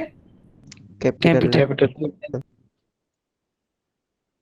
Rest of the letter, rest letter कैसे है? Small letters. रेस्ट मतलब इंक्लूडिंग जीनस के बाकी के और स्पीसीज के बाकी सब से स्मॉल है। ठीक है, यस सर। Sir. ये लैटिन है। नाम क्या है? लैटिन है। कैसे होना चाहिए? कौन सी लैंग्वेज में होना चाहिए? लैटिन। लेकिन सपोज मैंगी फेरा है ना, मैंगो, उसका साइंटिफिक नाम क्या है? मैंगी फेरा। Mangifera. Mangifera indica. Indica. ठीक है ना, फॉर एग्जाम्पल हम लोग देते। सो लैटिन और लैटिनाइज और लैटिनाइज। लैटिनाइज मतलब क्या? अगर वो एक्चुअल लैटिन नहीं है, क्योंकि सब साइंटिस्ट तो लैटिन नहीं रहेंगे ना। अगर लैटिन रहेंगे तो लैटिन का नाम दे सकते, लेकिन लैटिनाइज मतलब क्या है कि उसको लैटिन जैसा बनाना है। ओके, मतलब लैटिनाइज का मतलब क्या होता है? एक तो इफ रिटन, अगर आपने लिख लिया, जैसे कि मैं लिख रहा हूँ, if they are written, if the name is written, then it is genus and species separately underline. क्या करना है उसको? Separately underline. The line. Separately underline करना है। जीनस को अलग और स्पीसीज से अलग अंडरलाइन करना है। और उसको अगर प्रिंट किया, टाइप किया मतलब प्रिंट किया, टाइप मतलब टाइप या प्रिंट किया, तो उसको क्या करते हैं? इटैलिक में क्या करते हैं उसको? इटैलिसाइज करते हैं। मतलब अगर इसका मीनिंग है कि अगर वो सेपरेटली अंडरलाइन है, अगर रिटन है, या अगर वो इटैलिक है, तो उसका मतलब वो लैटिनाइज हो गया है। उसका मतलब क्या है? वो लैटिनाइज हो गया। ओके, तीन मतलब जीनस और स्पीसीज नेम, जीनस और स्पीसीज, फर्स्ट लेटर कैपिटल, बाकी सब स्मॉल, और लैटिन और लैटिनाइज। और कौन से रूल है कोई बताएगा? What are the other rules of binomial nomenclature? Scientific name should be underlined separately. हाँ वो तो अभी बता दिया ना बेटा, अंडरलाइन सेपरेटली, कीप रिटर्न, मतलब The सपोज name अभी of the मैंगो है, scientist who given the name of the particular should be written at the end of the naming of very every. Good very good very good. Mango का scientific name क्या है, मैंने लिख रहा हूँ ना, तो उसका मतलब है मैंगीफेरा, नेम ऑफ जीनस, उसको मैं, और इंडिका, बाकी का सब स्मॉल रहेगा, तो इंडिका का भी आई स्मॉल रहेगा, और मैं लिख रहा हूँ मैन्युअली, तो उसका अंडरलाइन अलग अलग रहेगा, अलग अलग रहेगा, एक ही नहीं रहेगा। एक ही किया तो रॉन्ग है। अगर मैंने उसको टाइप किया ना, टाइप, तो मैं उसको क्या करूंगा, इटैलिक लिखूंगा। क्या करूंगा, इटैलिक। अगर टाइप नहीं, लेकिन आपको दिख रहा हो ये मैंगी फेरा, आपको पता है ना, मैं करने की जरूरत नहीं, इटैलिक, ठीक है ना? Yes, sir. Yes. Okay okay Yes, sir. ठीक है। और एक रूल बच गया important, name of author, name of जिसने भी नेम दे दिया, नेम ऑफ ऑथर या साइंटिस्ट जिन्होंने ये नेम ढूंढा है उसको, इज एब्रीवेटेड, शॉर्ट में है ना, पूरा नहीं है, abbreviated at the end of species, at end of species, end of species, specific name, मतलब मैंगीफेरा इंडिका लिन, लिन मतलब लीनस, तो लिन को अंडरलाइन करना है क्या साइंटिस्ट को? Yes, sir. अंडरलाइन करना है साइंटिस्ट को? No, sir. No, sir. क्यों नहीं अंडरलाइन करना है? वरुण कुमार इज स्लीपिंग, कौन बोल रहा है ये? Yes. कौन बोल रहा है Varun Unmute. Kumar is sleeping? Shivam Yes. Kumar, Shivam Kumar, Shivam Yes, sir. क्या हो रहा है बेटा, कौन सो रहा है? Sir, Varun. वरुण आपके पास साथ ही रहते हैं क्या? No, sir. Sir, आवाज आ रही है? अरे अब आप कॉन्सेंट्रेट करो, अपने अपने पढ़ाई पे कॉन्सेंट्रेट करो, भूल जाओ, सब भूल जाओ, गोली मारो। अभी Yes, sir. दो मिनट में खत्म करूंगा, लेकिन ये फ्लो में है ना, तो कंप्लीट कर रहा हूँ मैं, ठीक है? Okay, sir. Okay, sir. हाँ, तो जो किसी को जो करने दो, क्योंकि क्या है लाल बेटा, कि जिसको करना है वो करेगा, जिसको नहीं करना है नहीं करेगा, जस्ट कॉन्सेंट्रेट हियर, ठीक है? Yes, sir. तो उसका माइक मतलब चालू है क्या, म्यूट मतलब आवाज आ रही है क्या? Yes, sir. तो उसको म्यूट करना पड़ेगा। जिसका सर, वो नहीं आ रही है, 1 मिनट में सर, खत्म कर नहीं देता आ हूँ मैं। रही है। सुनिए, लिन को अंडरलाइन करना है क्या, लिन को? No, I sir. think नहीं sir. क्यों नहीं अंडरलाइन करना है? वो साइंटिस्ट का नेम It's दिया हुआ है only अलग से, gymnast or सिर्फ species जीनस और name को। स्पीशीज को अंडरलाइन किया जाता है। नहीं है, जीनस स्पीशीज नहीं है, जीनस Yes, स्पीशीज sir. को ही अंडरलाइन करना है, बाकी किसी को अंडरलाइन नहीं करना है, ठीक है? Yes, sir. Yes. Yes, sir. Not underline, ये तो है। इसके बाद भी और रूल है, कुछ पता है आपको? और रूल मैं लिखूंगा नहीं, क्योंकि नहीं एनसीईआरटी में देखे जनरली क्वेश्चन नहीं पूछते, तो आपको किसी को पता है कि और क्या रूल है?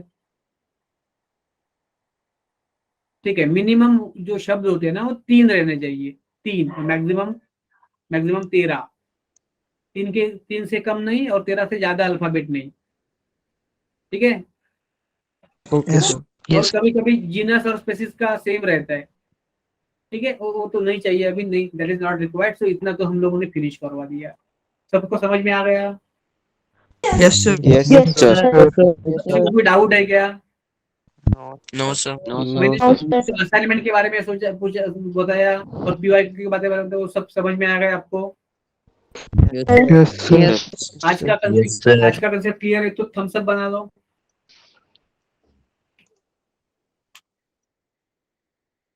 If you have understood today's concept, then yes, ठीक है, वेरी गुड, थैंक यू जी, थैंक यू बेटा, थैंक यू।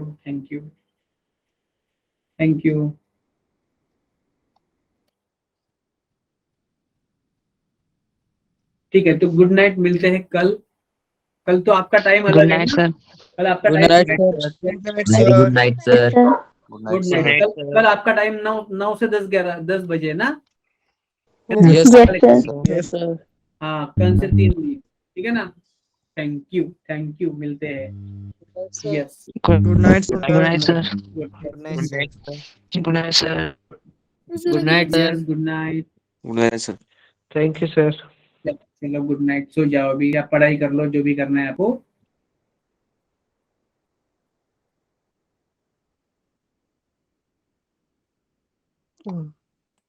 Hello sir. हाँ बोलो ना, कुछ पूछना है? Yes sir. हाँ बोलो ना। सर जैसे हमने बुक्स में भी देखा हुआ है, इसका नेम देखते हैं किसी का भी तो सिर्फ स्पीशीज और जीनस लिखा होता है। मतलब मतलब किसी का साइंटिफिक नेम किसी चीज का, हाँ तो अभी जैसे रूल्स में दिया हुआ है कि उसका साइंटिस्ट का नेम भी हाँ साथ में हाँ लिखना। हाँ हाँ, एक्चुअली क्या है ना, सही कहा आपने, बात सही कहा बात। तो ये नेसेसरी नहीं है, 14 रूल इतना नेसेसरी नहीं है। लेकिन ये क्या होता है ना, सपोज आप कोई लिटरेचर लिख रहे हो ना, सपोज कोई लिटरेचर लिख रहे हो, तो अगर जी सर। मैंगी फेरा इंडिका पहली बार आया ना, तो उसका लीन लिखना कंपलसरी है। लेकिन अलग बार में बाद में आ जाता है ना हर बार, तो हर बार आपको लीन लिखना जरूरी नहीं होता। ठीक है ना, हर बार लीन लिखना मतलब ऑथर का नेम लिखना जरूरी नहीं होता। और एक चीज है, अगर हर बार मैंगी फेरा लिखना नहीं, एम इंडिका लिखा तो भी चलेगा, लेकिन मैंगी फेरा आई नहीं लिखना है, मैंगी फेरा आई नहीं लिखना है, एम इंडिका लिखेगा तो चलेगा। मतलब दीज आर सब अदर रूल्स, ये हम सब रूल नहीं पढ़ रहे, जितना आपके लेवल को चाहिए उतना ही रूल पढ़ रहे हैं। तो आपका मतलब सब सही है। डाउट क्लियर हो गया? यस मतलब इसके और भी रूल्स हैं पर वो हमारे हाँ सिलेबस हाँ में नहीं है। हाँ, बहुत सारे रूल्स है बेटा, बहुत सारे रूल्स है। वो तो मतलब इतना डिटेल में नहीं पढ़ना है हम लोग को, क्योंकि उसके का क्वेश्चन बनते नहीं, तो अननेसेसरी इन्फॉर्मेशन हमने दिमाग में हम लोग भरेंगे नहीं, अभी अभी के लिए जरूरत नहीं है ना इसकी। अभी तो ये इन्फॉर्मेशन बार बार करनी है, बार बार, तो इससे पक्के से फिक्स तरीके से हमारे दिमाग में मतलब वो रहे। ठीक है। Okay sir. हाँ, तो ज्यादा मत पढ़ो बेटा, जो है ना वो ज्यादा बार पढ़ो, ज्यादा मत पढ़ो, डेप्थ में मत पढ़ो ज्यादा, जो है ना बार बार पढ़ो, ज्यादा बार पढ़ो। Okay sir. देखो, एक सही सा मेरा एक सिंपल, मैं 15 साल से पढ़ रहा हूँ, मेरा सिंपल सा फंडा है जी कि सर। ये अभी चीज बहुत अच्छी है कि पहले 4-5 साल क्या होता था कि आउट ऑफ एनसीईआरटी काफी सारे क्वेश्चन आ जाते थे, 10-15-20 क्वेश्चन। अभी क्या हो रहा है, एक या दो क्वेश्चन ही हल्का सा बाहर से आ रहा है, वो भी हल्का सा, वो भी कभी कभी आता है। अभी इस साल ही आया, लास्ट ईयर मतलब 21 को नहीं आया था, 20 को नहीं आया था, 19 को नहीं आया था, तो 22 का आया, लेकिन एक ही क्वेश्चन आया, एक दो ही क्वेश्चन आया, मतलब एक ही आया है। ठीक है ना, ओके ओके तो उसमें मगजमारी नहीं करो। अभी क्या है कि इतना है वो बार बार पढ़ो, ज्यादा मत पढ़ो, डेप्थ में मत पढ़ो, लेकिन जो भी चीज है ना वो रिपीट जी करो, रिपीटेशन बहुत इंपॉर्टेंट है, रिपीटेशन। Okay sir. हाँ हाँ, ज्यादा इन डेप्थ नॉलेज लेने की टाइम भी नहीं है, क्योंकि आप अगर सपोज एक कोई बुक बायोलॉजी का पढ़ोगे ना, 1000 जी पेज सर। वाला, उससे जी आता सर। है कि ये 300 पेज वाला एनसीईआरटी का बुक है ना, वो 10 बार, 20 बार, 25 बार पढ़ो। Okay sir. Yes, anything else? Uh, sir अभी मेरे को एक और चीज पूछनी थी पर उसका याद नहीं आ रहा। ठीक है, नेम था। कोई और हो जाता है तो आप, या आप लिख के रखो, जब से आपको याद आता है तो आप मुझे मैसेज कर दीजिए, या मैं आपको आंसर कर दूंगा उसका, तो मैसेज कर लेना जैसे याद है, तो मैं ज्यादा जल्दी जल्दी उसको टाइम मतलब ट्राई करूंगा कि उसका आंसर करने का। ओके सर एक मेरे आपका को नाम क्या है बेटा, आपका नाम क्या है बेटा? आशीष कुमार सर। आशीष कुमार। आपको 10th में कितने मिले थे बेटा? सर 95.71%। गुड गुड बेटा, गुड। हाँ बोलो ना बेटा, आगे बढ़ो। सर एक मेरे को भी मतलब बोलने नहीं आ रहा है, मैं टाइप करके आपको भेज रहा हूँ नेम। बोलने नहीं मतलब कुछ मतलब अलग है क्या? यस सर शायद यही स्पेलिंग है, पक्का नहीं है। लिन हाँ ठीक है, no no problem, no problem type. लिम एफ शायद। मैं देखता हूँ उसको, मैं देखता हूँ उसको। और कुछ अभी इंस्टेंट चाहिए आपको? इंस्टेंट सर चाहिए तो था पर अभी याद नहीं आ रहा मेरे को। क्या अभी क्या आपने टाइप किया, आपने क्या टाइप किया मुझे? हाँ, वो सर चला गया, मतलब देखता हूँ मैं चैट पे, क्योंकि अभी खत्म हो जाएगा ना, तो जी सर। वो चैट नहीं रहेगा है ना, तो जस्ट लेट मी चेक। लिनैप, लिनैप यस ना? Yes yes. ये आपने लिनएप। कहाँ आपने पढ़ा था? सर ये एक्चुअली मैं पढ़ रहा था सर, बुक में ही, बायो की बुक में पढ़ रहा था। कौन सी वाली? एनसीईआरटी की सर। एनसीईआरटी?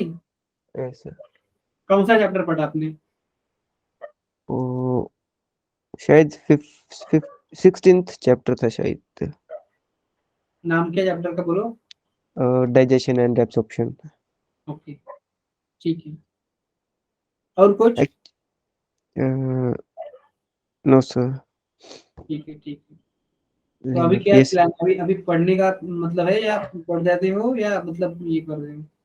सर, अभी पढ़ना ही है। मैंने एक्चुअली ये स्कूल में करवाया था हमें, हम्म। तो तब मैंने तो सर अभी से पूछ। मैं जो पढ़ा रहा हूँ मतलब ठीक है ना, तब आपको अच्छे तरह से हो रहा है ना सबको? यस, वो सारा क्लियर है सर।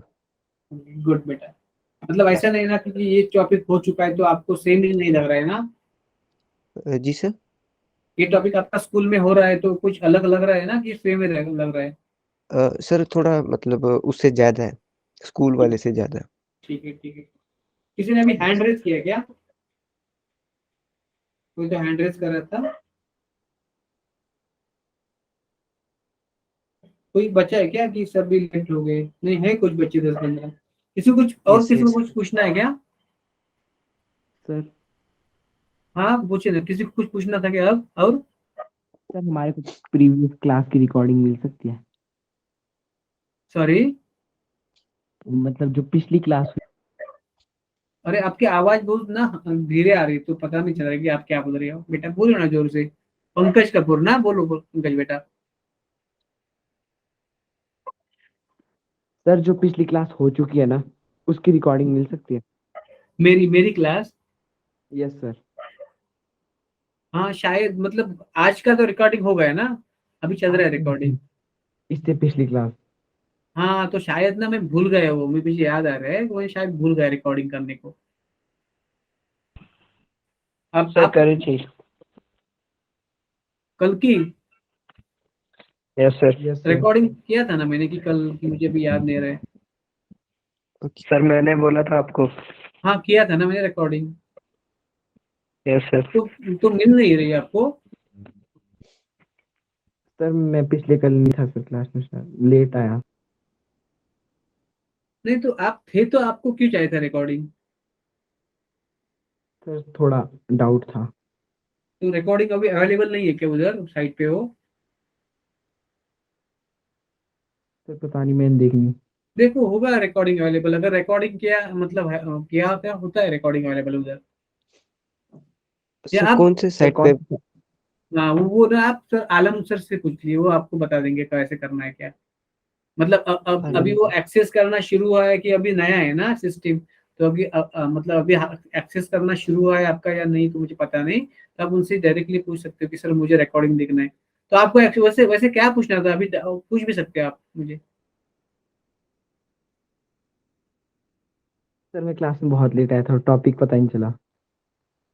ठीक है, ठीक है। आप मेरा नोट ले लो, पढ़ लो, और आपको कोई नहीं समझ रहा है तो अपने ग्रुप में वो दे दो। Yes sir. हाँ यस सर। ठीक है ना बेटा, अगर नहीं मिल रहा है ना, तो एक हम लोग जूम मीटिंग कर लेंगे, और मैं आपको क्लियर करवा दूंगा वो पॉइंट, अगर नहीं मिल रहा है रिकॉर्डिंग पे। Okay sir. हाँ डोंट वरी बेटा, डोंट वरी आप, डोंट डोंट हेजिटेट, मैं आपके लिए हूँ, हमेशा हूँ। लेकिन मतलब मैं ऐसा मतलब इमीडिएटली अगर रिप्लाई नहीं दे सकता ना, तो उसके लिए सॉरी, लेकिन मैं आपको रिप्लाई दे दूंगा 24 आवर्स में। ओके हाँ, सर। तो यस अगर सर। आपको किसी पॉइंट मतलब नहीं मिल रहा है, तो मतलब समझ में भी नहीं आ रहा है, तो मुझे आप मैसेज करवा दीजिए जब आप फ्री होंगे। जब आपका बाकी कोई लेक्चर नहीं होगा तभी, हाँ बाकी का लेक्चर मिस करके नहीं करना है। तो एक यस छोटा सर। सा जूम मीटिंग कर लेंगे, उसमें मैं आपको क्लियर करवा लूंगा जो भी होगा।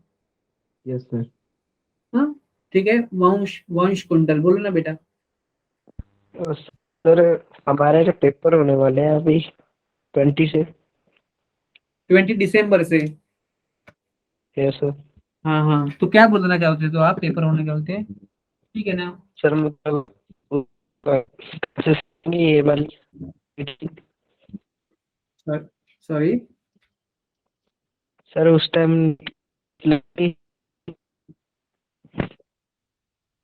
आपकी आवाज कट रही है बेटा।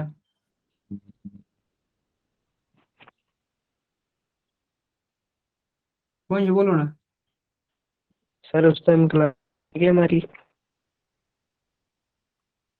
ये एग्जाम अलग अलग होती है ना सब बच्चों की, एक ही टाइम पे नहीं होती ना बेटा। हाँ जी सर। हाँ तो उसका मतलब डेफिनेट मुझे पता नहीं है उस टाइम का, वो भी हमें सिस्टम बताएगा ना, वैसे ही वो लोग मतलब डिसाइड करते हैं ना जब क्लास कब होती है कब नहीं होती। ठीक है।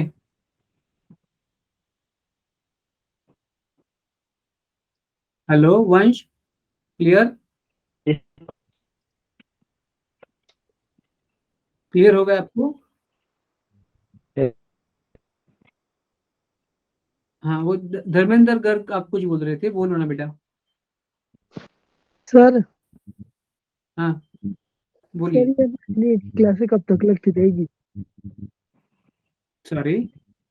सर ये हमारे नीट की क्लासें कब तक लगती रहेगी, कोचिंग की, फ्री कोचिंग की? ये जब तक आपका नीट एग्जाम हो ना जाए तब तक। Okay sir. मतलब क्या था आपका, मतलब एक्चुअली क्वेश्चन क्या था, किस लिए ऐसा पूछा आपने? सर हमारी यो voice is cutting, voice cutting. Sir जो ये हमारे को फ्री कोचिंग मिल रही है ना आपसे, आपकी ओर से, हाँ ये हमारे को कब तक मिलती रहेगी सर? मिलती जाएगी यार, जब तक मतलब आपका नीट एग्जाम न हो तब तक आपका एग्जाम मतलब ये होता रहेगा। Okay sir. वो टेम्पररी नहीं है, आज जब तक आपका एग्जाम होगा ना तब तक रहेगा ये। Yes sir, yes sir. Don't worry about that, don't worry. हाँ, और किसी को कुछ ओके सर। पूछना है? No sir. हाँ अभी ये वंश एग्जाम के बारे में पूछ रहे थे ना, तो वो एग्जाम सबकी अलग अलग रहती है ना, अलग अलग टाइम पे, एक टाइम पे नहीं रहती है ना। हाँ जी सर। हाँ तो कितने दिन रहती है एग्जाम? सर 20 तारीख से स्टार्ट होंगे, हाँ 28 तक खत्म होंगे। 8 दिन। हाँ जी सर। एक बीच में एक छुट्टी होगी शायद। ओके, लेकिन ये मतलब बड़ा एग्जाम होता है छोटा एग्जाम होता है, मतलब सब सिलेबस पे नहीं एक होगा ना? 8 नंबर का। एक कितने चैप्टर का होता है, हर सब्जेक्ट का कितना चैप्टर होता है? जितने कंप्लीट करे हैं। मतलब फॉर एग्जांपल बायो के कितने चैप्टर होंगे, 4 5 या 6? सर 18। 18 मतलब ये यस फाइनल सर। एग्जाम है क्या आपका, एनुअल एग्जाम है क्या? No sir. ठीक है, आप ना ये आलम सर है ना उनको पूछ लेना, वो आपको सही तरीके से, मतलब I am not the right person I can give you the answer. Sir उनका नंबर। आलम सर का नंबर आपके पास नहीं है? एक मिनट नहीं सर। ना। हाँ आशीष कुमार कुछ पूछ रहे थे बेटा। Yes sir. हाँ बोल देना। सर ये टैक्सोनॉमी का आपने बताया आज, तो उसका एक बार क्या क्या क्या? टैक्सोनॉमी उसका एक बार रिपीट कर देंगे आप? क्या होती क्या है टैक्सोनॉमी, और इसमें टेक्सोनॉमी ये वर्ड तक मैं नहीं गया है वो। टेक्सोनॉमी मतलब मैं बोल देता हूँ, लेकिन देखो कि अलग अलग टाइप के लिविंग ऑर्गेनिज्म है, और हर को जानना ऐसे इजी नहीं है, क्योंकि सो मेनी लिविंग ऑर्गेनिज्म है। वैसे भी बहुत सारे हैं, उनमें से हम लोग को सिर्फ 1.7 to 1.8 मिलियन पता चले, और भी बहुत को किसी को जानना बाकी है। तो क्या हो जाता है ये प्रॉब्लम कि खूब सारे लिविंग ऑर्गेनिज्म है, और जो प्लांट और एनिमल है पर्टिकुलरली उनका अलग अलग लोकल नेम अलग अलग है, तो कंफ्यूजिंग है उसको। कंफ्यूजिंग है इसलिए उसको साइंटिफिक नेम देना पड़ेगा। लेकिन साइंटिफिक नेम तभी दे सकते हैं जब उनका डिस्क्रिप्शन अवेलेबल हो, तो उनको जानना कि किस ऑर्गेनिज्म को कौन सा साइंटिफिक नाम देना है बेस्ड ऑन देयर कैरेक्टरिस्टिक, उसको बोलते हैं आइडेंटिफिकेशन। बाद में ओ, उनका साइंटिफिक नेम हम लोग देते हैं, वो एक रूल पे देते हैं, उसको बोलते हैं नोमेनक्लेचर। और बाद में जी उनके प्रॉपर्टी के अनुसार उनको हम डिवाइड कर देते हैं कैटेगरीज में, उसको बोलते हैं क्लासिफिकेशन। तो ये हो गया आइडेंटिफिकेशन, नोमेनक्लेचर, क्लासिफिकेशन। तो क्लासिफिकेशन का एक बार हाँ रिपीट मतलब कीजिएगा सर। क्लासिफिकेशन मैंने पढ़ाया नहीं है ना बेटा, नेक्स्ट टाइम सबको पढ़ाऊंगा। Okay okay okay sir. हाँ इतना इतना क्लियर हो गया ना? Yes sir. ठीक है। ओके, तो ओके और सर, कुछ थैंक किसी का कोई है क्या? सर। और आपने इसके शायद 5 रूल करवाए अभी। ये हाँ। 4 नोमेनक्लेचर के। सर 5 करवाए ना आपने? हाँ ना बेटा, 5 करवाए। ओके ओके सर, ये एनसीईआरटी में 4 दिए हुए हैं। देखो ये 4 तो लिखा है मैंने, genus and species, yes sir. First letter of capital, then rest small, Yes. Latin और लैटिनाइज, नेम और ऑथर इज एब्रिविएटेड, ठीक है ना? Yes. वैसे तो बात, अब ठीक है, ऐसे 4 या 5 में ऐसा नहीं ढूंढ दो, क्योंकि शायद ये है कि एनसीईआरटी के एक लाइन में 2 रूल दिए हुए हैं और मैंने उसको तोड़ के लिखा, ऐसा भी हो सकता है ना बेटा? Yes sir. लेकिन मैंने जो एनसीईआरटी में रूल दिए वो सब कवर कर लिए ना? Yes yes. हाँ ठीक है। ऐसा नहीं कि 4 ही रूल है, 5 ही रूल है, ऐसा नहीं है। उनको हम लोग अलग अलग सेंटेंस में करें तो ज्यादा भी बन जाएंगे। Okay sir. हम्म, तो सर और आपने जो नोट्स भेजे थे उनमें सर लास्ट के कुछ पेजेस वो ब्लैंक हैं, तो वो अभी आगे का है? अभी वो आपको नहीं, उसका ध्यान जितना हो रहा है ना उतना आपको उस पर ध्यान दो। मतलब वो आगे का करवा के फिर ब्लैंक रहा होगा, मैंने वो काटा नहीं है, स्प्लिट करना चाहिए था मेरे को, कि जितना पेज भेजना तो उसको स्प्लिट नहीं किया मैंने, उसको थोड़ा टाइम लगता है ना, स्प्लिट नहीं किया। Okay okay sir. Okay sir. ठीक है, और कुछ? सर नंबर नहीं सर। हाँ, आलम सर का नंबर। हाँ जी सर। एक मिनट।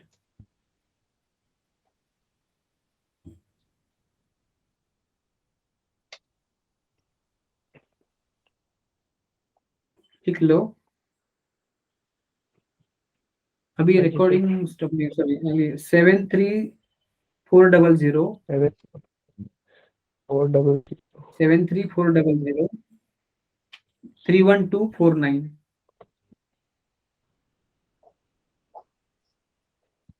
सर 73400 31249।